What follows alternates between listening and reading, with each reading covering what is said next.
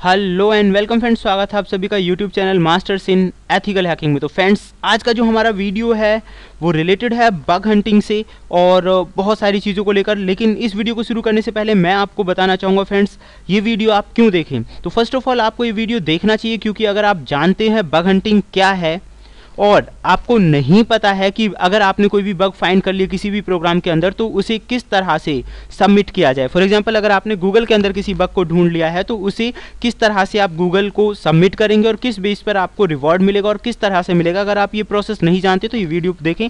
Secondly, अगर आप ये जानना चाहते कि गूगल किस तरह की बग्स के लिए कितना पे करता है तो भी ये वीडियो देखें।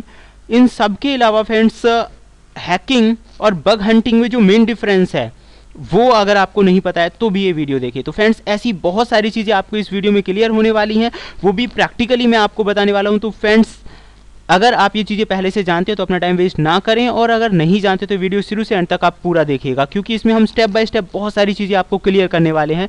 तो होप सो फ्रेंड्स, ये वीडियो आपको पसंद आएगा। जो लोग साइबर सिक्योरिटी और एथिकल हैकिंग में अपना फ्यूचर बनाना चाहते हैं उन लोगों के लिए बहुत ही बेहतरीन ऑप्शन है YouTube channel masters in ethical hacking. अगर आपने अब तक सब्सक्राइब नहीं किया है तो सब्सक्राइब करें, नोटिफिकेशन बटन को दबाएं ताकि आपको लेटेस्ट इन्फॉर्मेशन मिलती रहे। तो सबसे पहले क्वेश्चंस मैं जो शुरुआत है फ्रेंड्स, मैं शुरुआत करना चाहूँगा कि हैकिंग और बग हंटिंग में डिफरेंस क्या है।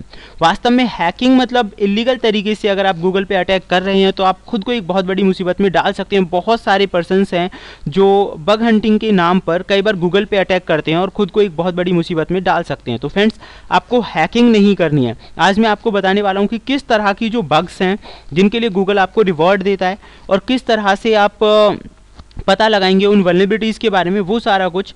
तो चलिए फ्रेंड्स, शुरू करते हैं। सबसे पहले मैं आपको बता देना चाहता हूँ, हैकिंग मीन्स इलीगल एक्टिविटीज़। तो हम आज ये जानने वाले हैं कि गूगल किस तरह की वल्नरेबिलिटीज़ के लिए हमें रिवॉर्ड देता है। उसके लिए फ्रेंड्स, आपको गूगल वल्नरेबिलिटी रिवॉर्ड प्रोग्राम के जो रूल्स हैं ये अच्छी तरह समझ लेने चाहिए। तो सबसे पहले सर्विसेज जो हैं, आप ये देख सकते हैं गूगल की ये जो सर्विसेज हैं इन पे गूगल आपको रिवॉर्ड देता है। इनमें एंड्रॉयड वगैरह और बहुत सारे प्लेटफॉर्म भी आते हैं गूगल के, तो इन सब पे रिवॉर्ड देता है। तो आपको अगर वर्क करना है, फॉर एग्जांपल गूगल के अंदर अगर आपको बग हंटिंग करनी है तो google.com, यूट्यूब, ब्लॉगर्स, इन पे आप जा सकते हैं। इन सब के अलावा एंड्रॉयड है, क्रोम है, इन पे भी आप वर्क कर सकते हैं। इन सब के अलावा फ्रेंड्स, क्वालिफाइंग वल्नरेबिलिटीज़, यहाँ ये आपको बताता है कि किस तरह की वल्नरेबिलिटीज़ के लिए गूगल आपको पे करता है। तो सबसे पहले आप यहाँ देख सकते हैं क्रॉस साइट स्क्रिप्टिंग की अगर वल्नरेबिलिटीज़ आपने ढूंढी है, क्रॉस साइट रिक्वेस्ट फॉर्जरी अगर आपने ढूंढा है, मिक्स्ड कंटेंट स्क्रिप्ट आपने ढूंढा है, ऑथेंटिकेशन और ऑथराइज्ड फ्लॉज अगर आपने सर्च किए हैं गूगल के अंदर, server side code execution bug अगर आपने फाइंड की है तो गूगल आपको रिवॉर्ड पे करता है।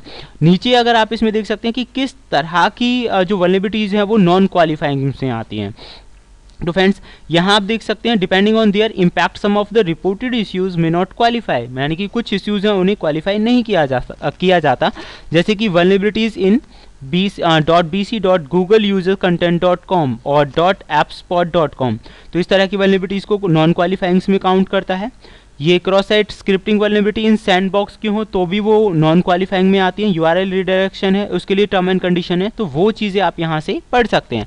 अब अगर हम रिवार्ड पॉइंट्स देखें तो आप यहाँ पे कैटेगरीज और उनके रिवार्ड पॉइंट्स के बारे में जान सकते हैं। रिमोट कोड एग्जीक्यूशन जो है इसे सबसे ज़्यादा रिवॉर्ड मिलता है अगर आप रिमोट कोड एग्जीक्यूशन करवा पाते हैं, जो कि है कमांड इंजेक्शन के जरिए या फिर डी सीरियलाइजेशन बग्स के जरिए, सैंडबॉक्स एस्केप के जरिए। इसका जो मैक्सिमम रिवॉर्ड पॉइंट है फ्रेंड्स वो 31,337 डॉलर तक है।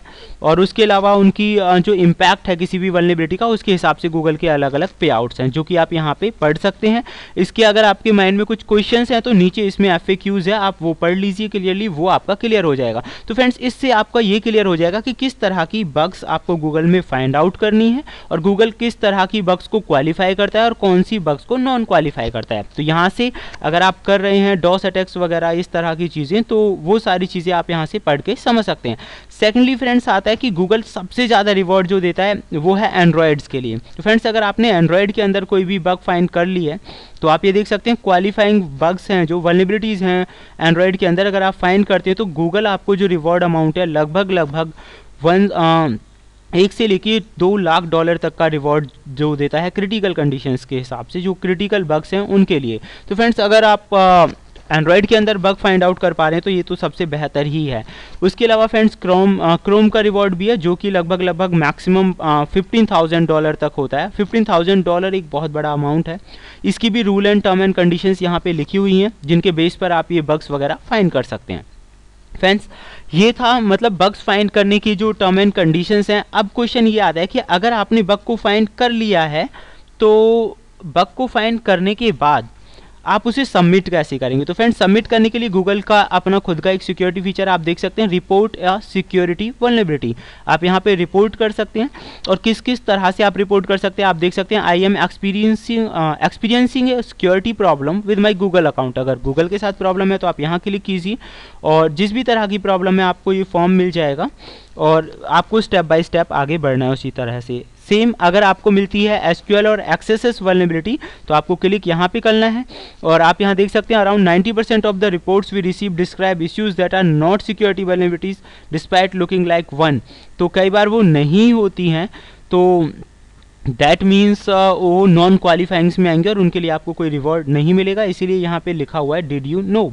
इसके अलावा फ्रेंड्स कॉन्टैक्ट इन्फॉर्मेशन लिखा हुआ है तो आप अपना नाम, ईमेल एड्रेस, इफेक्टेड प्रोडक्ट, कौन सा प्रोडक्ट इफेक्टेड है और इसमें आगे स्क्रीनशॉट वगैरह कई चीज़ें वो आपसे मांगेगा, वो सारा कुछ आपको सबमिट करना है और गूगल की जो टीम है वो आपसे कॉन्टैक्ट करेगी और रिवॉर्ड वगैरह के बारे में अगर आप क्वालिफाई हो जाते हैं तो रिवॉर्ड वो आपको सेंड कर दिया जाएगा। तो ये सारी प्रोसेस आप यहाँ से देख सकते हैं। तो किस तरह की जो बग्स है गूगल उन्हें क्वालिफाई करता है, नॉन क्वालिफाई करता है, अगर आपको बग के बारे में इंफॉर्मेशन मिल जाए तो वो आप कैसे सबमिट करेंगे। सेम प्रोसीजर फ्रेंड्स अलग अलग वेबसाइट्स का होता है। लाइक अगर आपको फेसबुक में मिलता है, एप्पल में मिलता है, एप्पल भी बहुत अच्छा बग हंटिंग के लिए आपको बहुत अच्छा सिक्योरिटी रिवॉर्ड देता है। तो फ्रेंड्स होप सो ये आप समझ गए होंगे। नेक्स्ट वीडियो में मैं प्रैक्टिकली बताने वाला हूं। जैसा कि आपने देखा कि यहाँ पे एक बग थी एसक्यूएल इंजेक्शन और XSS यानी कि क्रॉस साइट स्क्रिप्टिंग्स वाली जो बग्स है वो किसी भी वेबसाइट के अंदर हम किस तरह से फाइंड करते हैं, उन बग्स को किस तरह से प्रैक्टिकली हम करेंगे, ये मैं नेक्स्ट वीडियो में आपको बताने वाला हूँ। होप सो फ्रेंड्स ये वीडियो आपको पसंद आया होगा और अगर आपको पसंद आया तो लाइक शेयर सब्सक्राइब करना ना भूलें और देखते रहें YouTube channel masters in ethical hacking. Thank you, good bye.